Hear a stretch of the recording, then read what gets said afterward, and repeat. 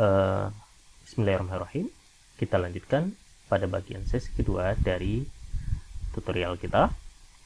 Nah, setelah teman-teman mendownload dataset yang kita butuhkan untuk pembelajaran hari ini, teman-teman bisa melihat ada 5 variabel di sini. Ada variabel riset dan development, ada variabel administrasi, ada variabel pemasaran, ada variabel wilayah, dan juga ada variabel profit. Nah, di sini dari variabel-variabel yang terdapat pada dataset ini, kita akan membaginya sebagai berikut. Di sini yang sifatnya variabel dependen sesuai dengan kasus yang kita akan bahas adalah variabel profit.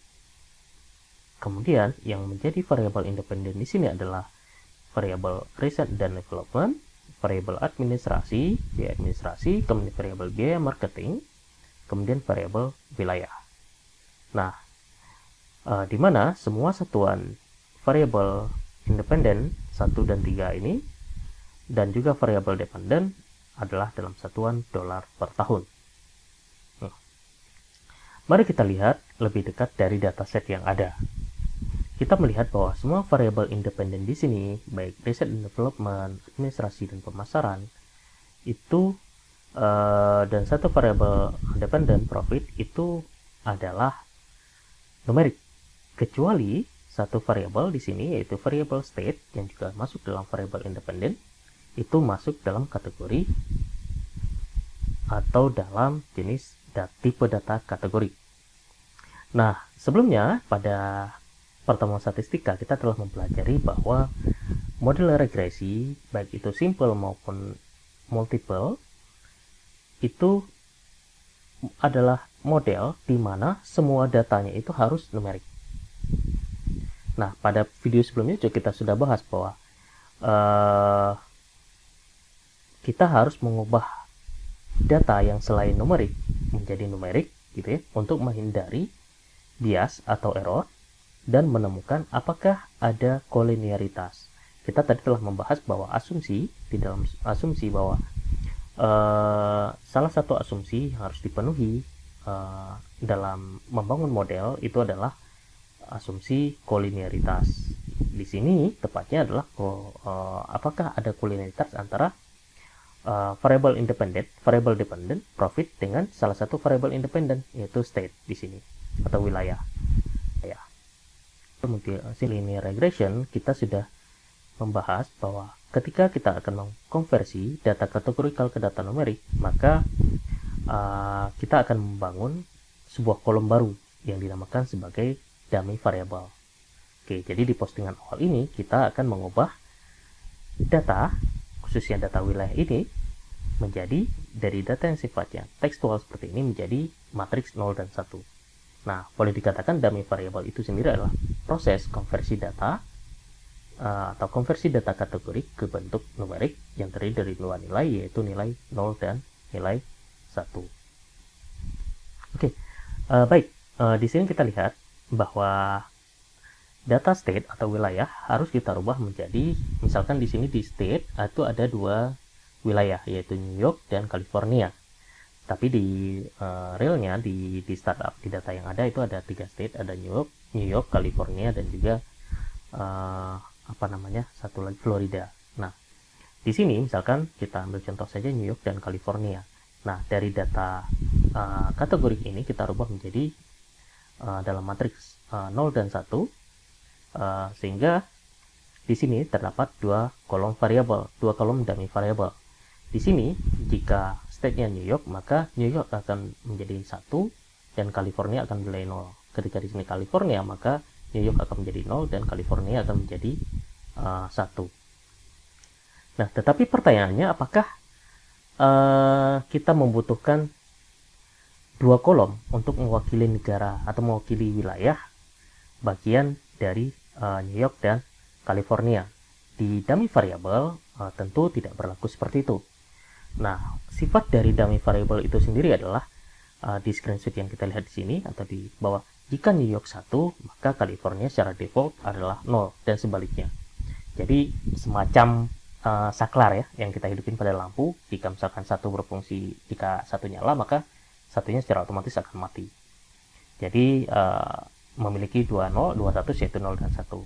Jadi kita merubah data kategori menjadi si kategori boolean.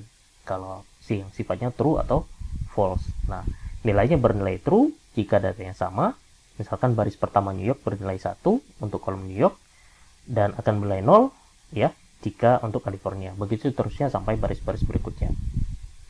Nah, tentunya yang perlu diperhatikan adalah bahwa kita tidak boleh menggunakan semua variabel dummy di kolom regresi kita gitu. Karena ada aturan yang menyebutkan bahwa nilai variabel dummy itu harus selalu 1 kurang dari jumlah n, dari jumlah nilai keseluruhan, n kurangi 1. Jika kita memiliki 3 kategori, misalkan contoh pada startup kita itu ada kategori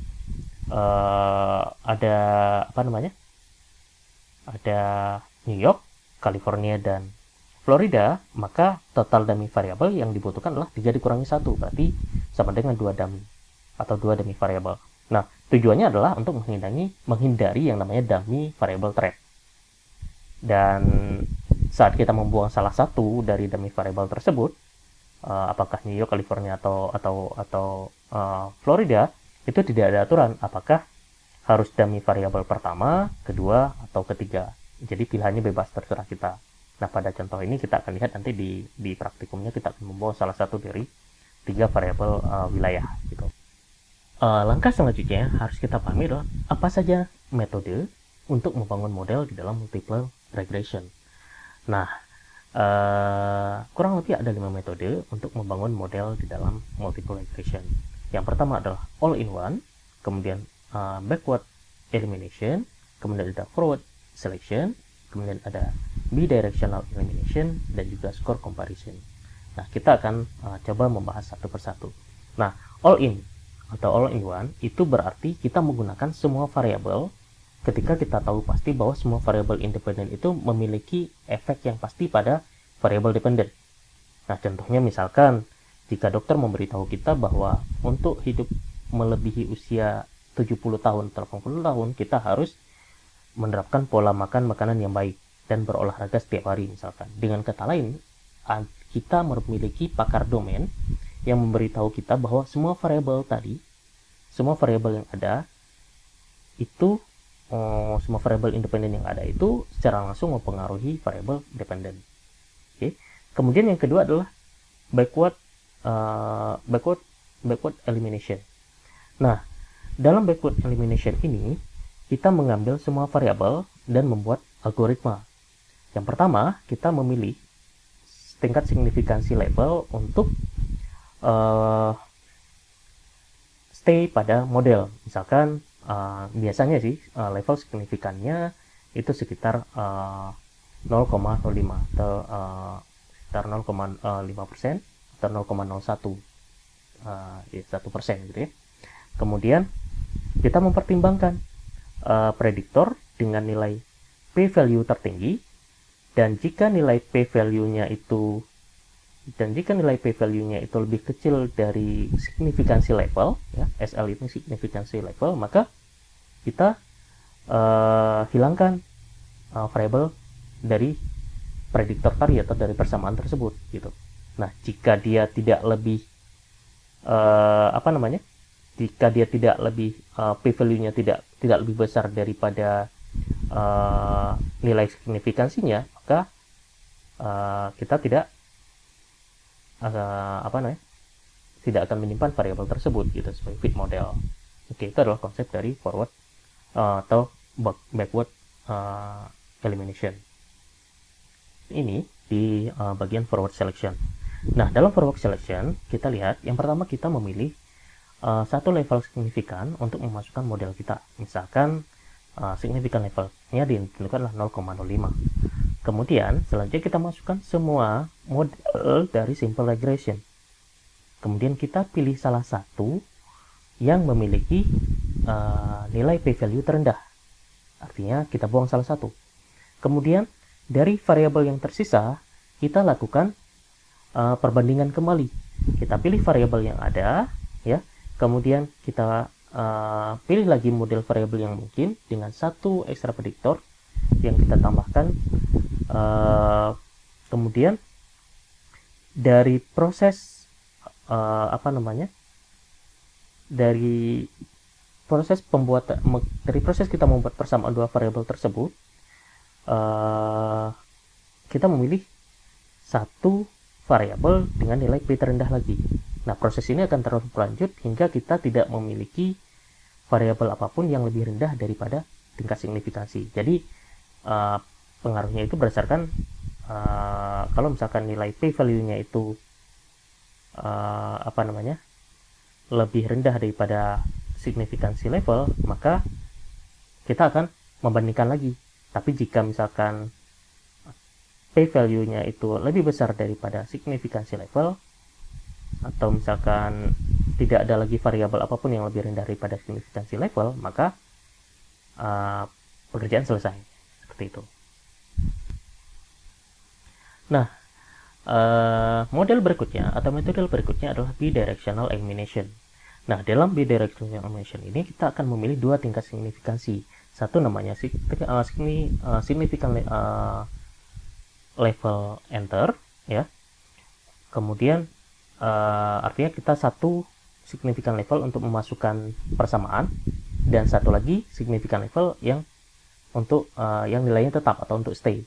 Di sini misalkan kita masukkan nilai signifikansi level untuk enter itu, untuk yang kita masukkan ke dalam persamaan itu adalah 0,05, dan yang sifatnya tetap itu adalah 0,05.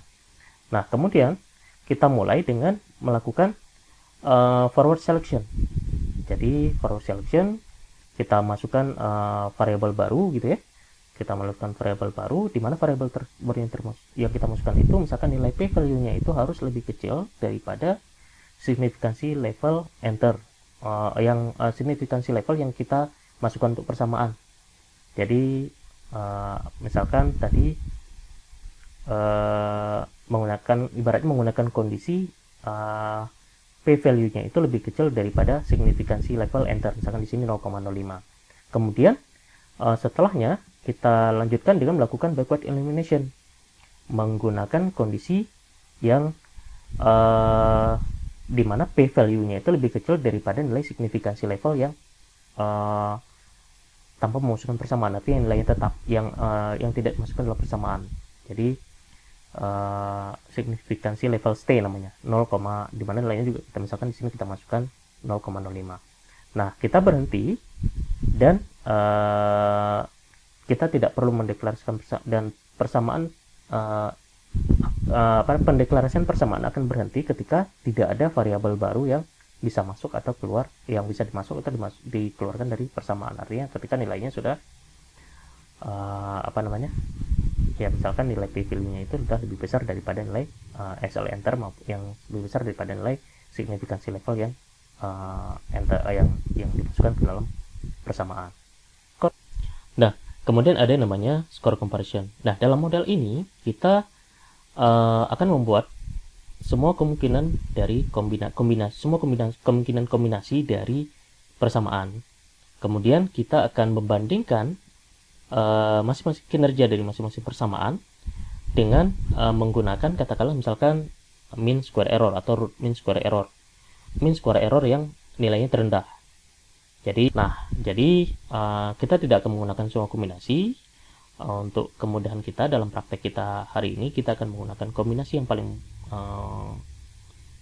persamaan yang paling sering orang gunakan atau model yang paling sering digunakan, yaitu model backward elimination.